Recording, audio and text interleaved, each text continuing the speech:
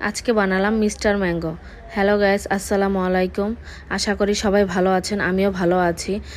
Mister mango বানানোর জন্য 1 কেজির মতো আম নিয়ে নিলাম এবং তা খোসা ছাড়িয়ে ভালোভাবে ধুয়ে চুলাতে বসিয়ে দিলাম এবং কিছুটা পানি দিয়ে ভালোভাবে ভাপ দিয়ে সিদ্ধ করে নিলাম এবং সিদ্ধ করার পর ভালোভাবে নেড়ে চেড়ে হাতে ম্যাশ করে নিলাম। ম্যাশ করার পর আমরা ব্লেন্ডারে দিয়ে দিয়েছি, সাথে দিয়েছি পুদিনা পাতা, ভালো করে ব্লেন্ড করে নিলাম।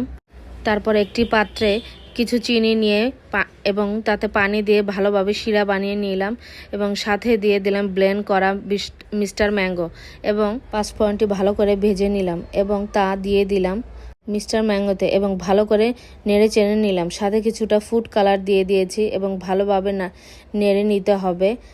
অনেকটা টাইম নিয়ে রেডি হয়ে গেল মিস্টার ম্যাঙ্গো।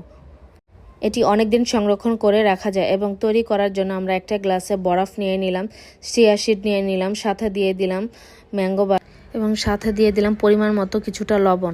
ভালো করে নেড়ে নিতে হবে। রেডি হয়ে গেল মিস্টার ম্যাঙ্গো জুস। এটি সব সময় সংরক্ষণ করে রাখা যাবে, আনসিজনও এটি খাওয়া যাবে।